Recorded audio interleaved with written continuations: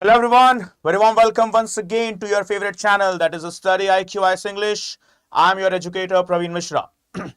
So here we are going to discuss another burning topic of the day, right? An event, a topic, a particular system that is one such big black spot on the federal structure of the country. So yes, it's about the separatist movement termed as Khalistan, right? But before we start the topic, before we start the discussion, it's very, very important for us to have a discussion on one particular point. And that starts from this line. When it comes to the scheme of Indian Federation, scheme of Indian Federation,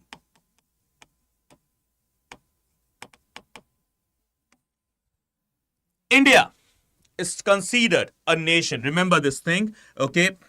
You need to keep this whole two lines that we are going to discuss in your mind for the upcoming next couple of minutes, that is for this session, okay? You will have a broader picture, a clarity of the whole separatist movement in India. Not just with the name of Kashmir, not just with the name of Khalistan, not just any other particular movement happening inside the northern, southern, or the northeastern region of our country. Absolutely not just one, but anywhere throughout the country, wherever there is a separatist movement, you need to hold this particular statement in your mind. And what is this statement? India is a country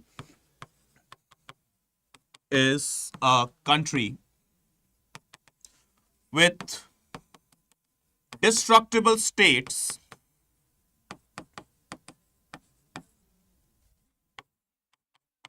and indestructible union. Destructible states and indestructible union.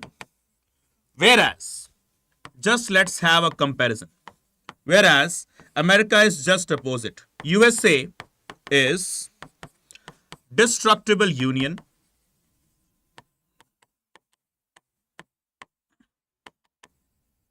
with indestructible states.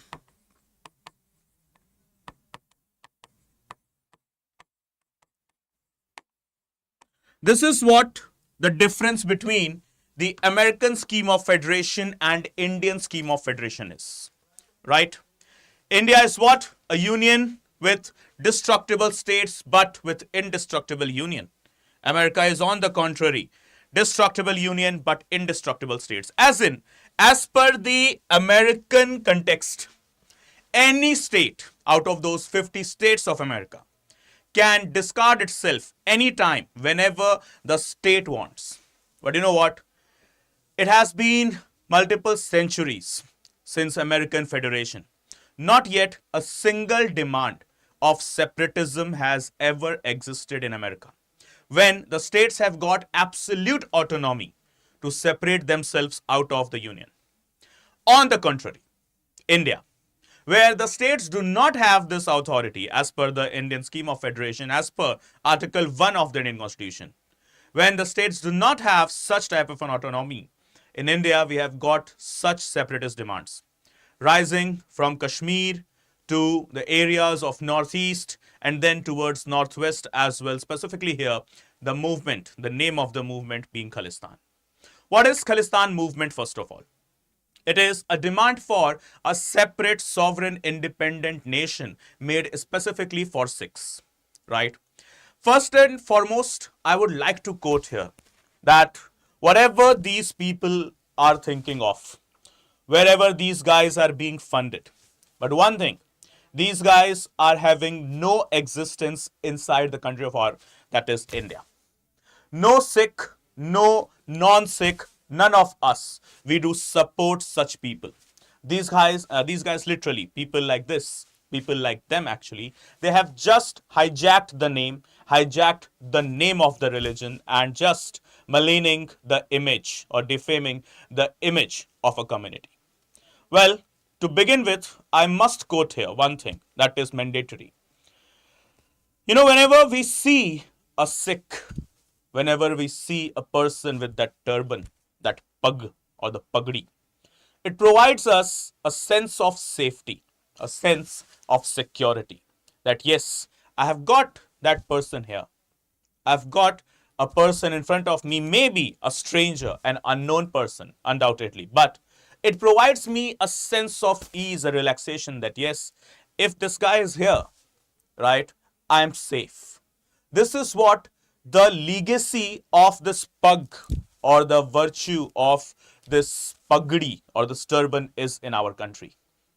We consider every person who is wearing that pug or that pagdi someone coming from the land of the very great personality, right? Yes, Sardar Bhagat Singh or Udham Singh or even Kartar Singh Sarabha, right?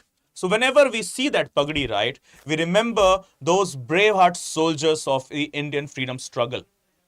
Kartar Singh Sarabha was not even 18 years of age when he was hanged by the British. Bhagat Singh was not even 23 or 24 years of age when he was hanged. Udham Singh was almost around the same age, right? So these were the people with pug, right? Specifically Kartar Singh Sarabha and Bhagat Singh. And still today, we have that level of respect, that level of safety as well with that pug. But unfortunately, what is happening right now, people like this, they are doing nothing but just defaming that pug or pagdi. But yeah, ultimately what we need to understand that whatever these guys try to do, whatever attempts they can give, they want to give, but they will never be successful in just disturbing or breaking the federal structure, the fraternity and harmony of our country, specifically from the Punjab side, right? As the Punjab population itself has denied their existence, right? Has denied any support to any such people like that, right? So here we talk about the news. What is the news? Why we are discussing this? Khalistani terrorist Gurpatwant Singh Pannu claims in interview with Pakistani media that Sikhs won't let Indian army fight with Pakistan.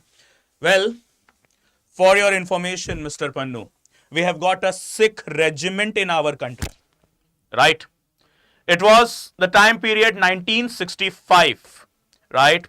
When the then Prime Minister, Prime Minister specifically, I must quote here, Lal Bahadur Shastri, when he gave just a statement to the Indian army, that is, get me Lahore. And to surprise to many of the people, at that time itself, Indian army captured Lahore for around more than 24 hours. The Pakistani government as well as the army chief, they got really frustrated, and the biggest headache to them was the Sikh regiment at the Amritsar border, right? So if you are taking this word that Sikhs won't let Indian army, okay, then please awaken, please get awakened, right? We have got a Sikh regiment specifically, and this is one of the most aggressive, violent and patriotic regiment we have got, along with the others like Rajput Rifles, Para SF, the Gorkhas as well as the Assam Rifles, right? So yes, simple. I have nothing to quote further after this. Okay, so he is becoming, he's trying to become the representative of the whole Sikh community and the Punjab. But you have no existence neither in Punjab, neither in Sikh community. We all are Indians. We all are Indians, right? So here we go to the next news. What he has quoted on 27th of April. He was giving an interview to a Pakistani propaganda channel, YouTube channel that is named as Azad Siyasat. Okay, and in that he had given such nonsense sort of claims, right? अब ये कौन बोल रहा है security reason की वजह से? Don't worry, वो जिनको भी बोलना है बोलने दो. Okay, don't worry, we don't care, right? So to the YouTube channel named as Azad Siyasat, what Gurpant Singh Pannu has stated that 2 crore Sikhs living in Punjab would not allow the Indian government to attack Pakistan. Who made you the representative of Sikhs, specifically our Punjab, right? No one, right? He also claimed that it was Indian agencies who carry out the Pahalgam terrorist attack, right? See, the joke of the millennium. It was according to the statement of Pannu inside that interview, okay, to so-called Azad Siyasat, right? That it was Indian agencies who carried on this particular attack, right? You just have got the, free speech and then you can utter anything. This is what is simply the representation here. So here we go. He further attacked the Indian government and claimed that the Sikhs are not aware that Pakistan, or they are now aware that Pakistan is not their enemy.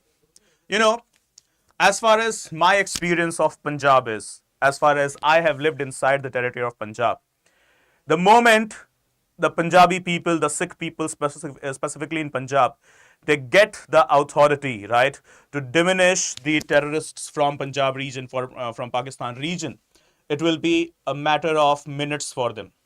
Our Sikhs, they do have this pride and they do have this courage, and they always have this one particular slogan with themselves, that is Sawa Lakh se ek ladawa, right? One alone is enough for an army of 1.25 lakhs, right, as per the Sikh history what we have seen, right? So here there is an outsider who is not even Indian, and I don't even have this particular information that whether such type of a person is also a Sikh or not, or has just hijacked the name or the religion of Sikh. We don't even know the reality, whether Mr. Pannu is the real name, Gurpatwant Singh Pannu is the real name, Sikhism is really his religion or even not. Because if Sikhism was his religion, actually, he would have never quoted anything against Punjab, specifically the Sikhs as well as India. Right? It is India, it is the land of gurus. From, Guru Nanak Dev to Guru Arjan Dev to obviously Guru Gobind Singh. Right? I am a Sikh or not, doesn't matter, but I have got absolute love, respect, affection, and tribute to these names, those who have highlighted the name of our country onto the global forums as well as the stages. Right? Okay. So quoting Operation Blue Star, yes, October 1984 is an event that we all see as an event of sadness and poignance and grief. Yes, we try our best to forget those events. Yes, massacre happened. Yes, it happened that at that time, bloodbath took place inside the Indian soil only. Indians versus Indians was happening at that time only, unfortunately. But it has happened throughout the country where Indians have fought against Indians only because of some brainwashing, because of some systematic brainwashing. That one event, yes, we want to forget. But since how long there will be people who will be quoting the 1984 Operation Blue Star and the aftermath? And for how long we will be fighting for that one particular reason? For how long our social fabric will be disturbed because of an event that happened 5 decades ago, right? So this is now time for us to, forget all of these things and unite as India, right? So talking about the movement of Khalistan and the further things, okay? What is the demand of Khalistan, how they are going ahead and why they are going ahead, okay?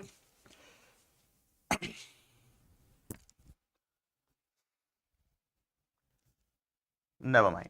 So the Khalistan movement is a fight for a separate sovereign Sikh state in present-day Punjab. That is happening inside both India and Punjab, Pakistan. Okay. I would like to just quote here one thing with the national anthem. The words, the phrases we have got in the national anthem. Right? What is this? Punjab, Sindh, Gujarat, Maratha, Dravid, Utkal, Banga. Right? This is Punjab. When we mention Punjab there, okay, people from Pakistan must be happy that when we mention Punjab here, we are mentioning only Punjab of India. The day if it is happening, right, such things if it is happening, right. So if our Indian army decides that now we want to make Punjab whole Punjab and get Sindh region as well, right. So remember, Punjab, Sindh, Gujarat, Maratha, Dravid, Utkal, Banga, Vindhya, Himachal, Yamuna, Ganga, Ujjwal, Jalad, Tiranga, right? So Sindh to Punjab of Pakistan, we have forgotten that area, right? No worries. But don't tempt our Indian Army soldiers, naval soldiers, Air Force soldiers, right? Okay. So here, the movement, when we talk about, Okay, the timeline of the movement of the Khalistan. So, the political struggle for greater autonomy began around the time of independence with the Punjab Suba movement for the creation of the Punjabi speaking state. In 1966, after the creation in 1966, after the years of protest, Punjab was reorganized and reflected the Punjabi Suba demand. When the states like Himachal and Haryana, okay, which were probably or majoritarily, okay, we talk about in majority, they were Hindi speaking states, right? So when it was the time period when Punjab Suba movement, okay, when Punjab was reorganized with specifically, okay, division of Punjab and taking out the Hindi speaking states from the Punjab, that is specifically the areas of Himachal Pradesh as well as Haryana. So it was the Punjab Suba movement later which carried on with the Anandpur Sahib resolution. So what is the timeline here now? Post 1966. We are here 7 years ahead now, that is in the year 1973. That is the Anandpur Sahib resolution. And what is this all about? As we can see, in 1973, the group there, that is the Akali Dal, the major force in the new Sikh majority Punjab, released a list of demands that would guide the political path among other things. Okay. Simply speaking, the Anandpur Sahib resolution demanded autonomy for the state of Punjab. It was a demand specifically for the state of Punjab only, autonomy for the state of Punjab only, right? Which further, because of some external influence, because of some external force and pressure, converted into the demand for an independent country itself. Right? So here we have, while the Akalis themselves repeatedly made it clear that they were not demanding secession from India, not demanding. They were just demanding some excess level or some enhanced level of autonomy. That's it. Okay. So this is what Anandpur Sahib resolution is. Remember everyone, whenever you are framing the answer with regard to the separatist movement and you are mentioning the Anandpur Sahib resolution, that make this point very clear, that Anandpur Sahib resolution was never, in fact, the whole of the Akali Dal or Akali movement was never even till date, they are never demanding the independence or the separation from the Indian Union. Never. Okay, they are just demanding a bit or a more level of enhanced level of autonomy to the state of Punjab as an agrarian state, as a state which is bordering with Pakistan and which has been affected badly because of the insurgency and smuggling activities. So this is what the movement, the Akali movement and the Akali movement demand was, right? And then comes next into the picture, Bhindranwale. Okay, what is the name here? Jarnail Singh Bhindranwale, a very charismatic preacher. Remember, not even a leader, a type of a religious preacher who soon positioned himself as the authentic voice of the Sikhs in contrast to the Akali Dal's leadership.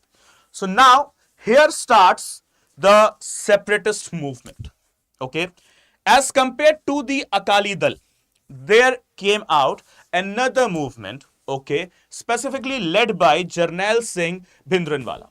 Okay, now what is the logic here? It is believed that Bhindranwale was proposed up by Sanjay Gandhi to stand against the Akalis for the Congress's political benefits. See here, this is no particular claim. As you can see the words, it is believed that. Okay, some people believe it, but honestly speaking, this is just a rumor. It could be a rumor, could not be a rumor as well, but we do not have any claim to support such things. Okay, so as we can see further, however, by the time period 1980s, Bhindranwale had grown so much that he started to become a problem for the government, that is the Congress government itself. See the first line here, okay, that Bhindranwale was supported by Sanjay Gandhi, who was the son of Indira Gandhi, who's not even in life anymore, right? To stood up against Akali Dal, okay, so that it will be favoring the local politics in favor of Congress. So this is just a claim.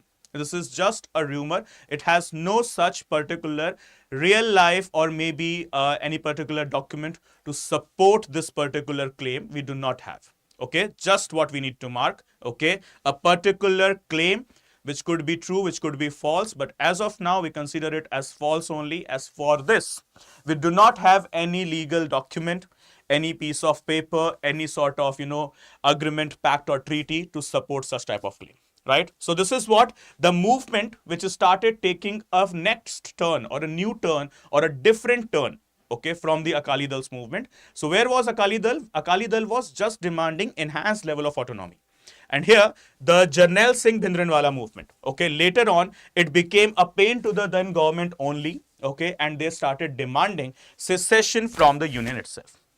Then comes into the picture next one, that is the Dharam Yudh Morcha. Okay, so in 1982, Bhindranwale, with support from the Akali Dal's leadership, launched a civil disobedience movement called Dharma Yudh Morcha. He took up residence inside the Golden Temple, directing demonstrations and clashes with the police. The movement was geared towards the demand, okay, that first articulated in the Anandpur Sahib resolution, which addressed concerns over the state's rural Sikh population. However, amidst growing religious polarization, sectarian violence, and Bhindranwala's own harsh rhetoric against Hindus, Indira Gandhi's government declared the movement tantamount to secession. Okay, so what happened? Initially, remember guys, as per the whole chronology or the cycle, Akali Dal movement or the Punjab Suba movement, okay, supported with the Akali Dal movement, which never demanded any sort of secession. Then comes into the picture Jarnail Singh Bhindranwale, okay. Later on, he decided to join the Akali movement as well. But unfortunately, okay, due to maybe some dirty politics, maybe some external influence or some sort of the external force, okay, things changed a bit here, a bit.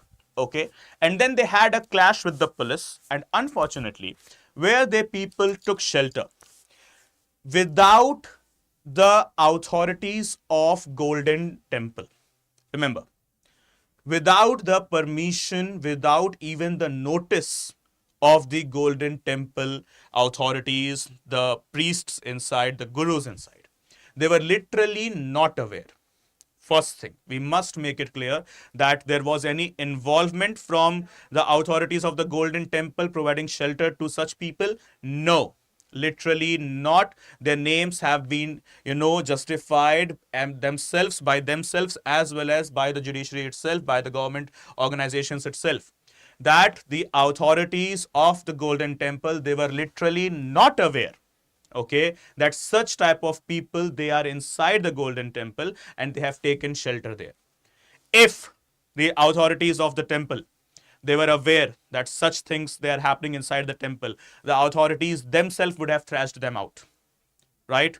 Because as per the norms of Sikhism, as per the rules and regulations of the temple or the Gurudwara Sahib, anywhere such type of activities, it is not allowed, right? It was literally prohibited. It is still literally prohibited. Such type of things, it is nowhere allowed, neither in Sikhism or neither in any other religion, right?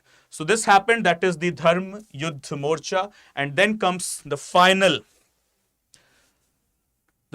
nail into the coffin that literally troubled the whole social fabric, that is Operation Blue Star. Okay, so it began in June 1984, right?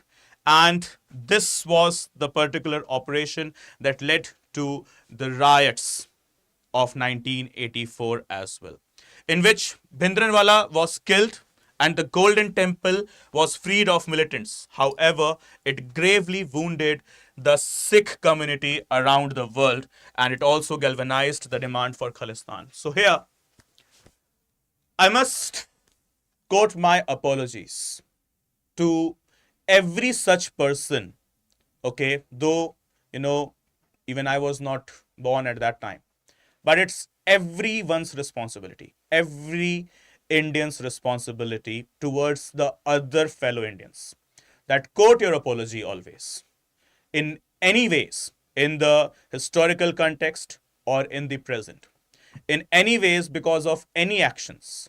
If any Indians' religious sentiments have been hurt, then it's my prime responsibility to ask an immediate apology, right?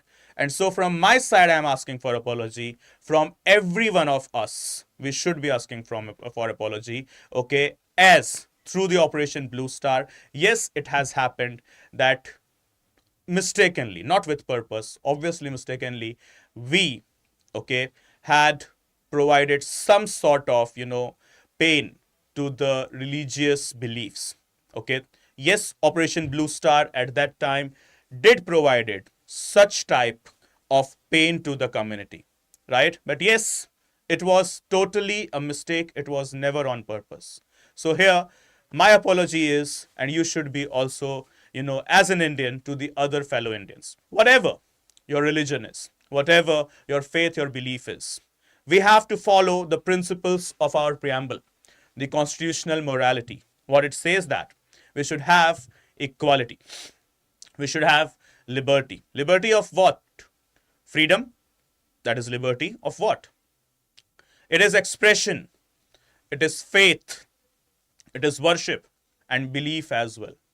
That is why in political science we always quote that my rights are your duties, and nowhere your rights shall disturb my rights, and nowhere my rights shall disturb your rights.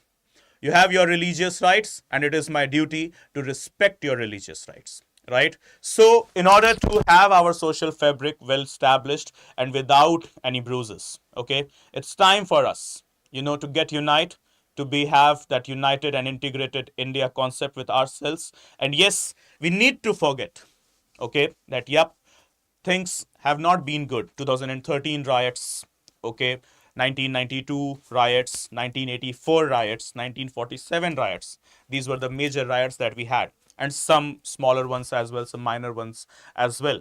We had encountered freshly, very recently, in the district of Murshidabad, West Bengal, right? But, let's be united India. Let's be integrated India. Let's be Indians as a whole. Let's respect each other's religious sentiments. This is what I would just quote before ending the session, right? Okay. So that's it from my side, guys, today in this session. Okay. And one last thing. It is the united and integrated India, and the session's beginning, I gave you the line that is here. India, what it is, the union of destructible states with indestructible union, right?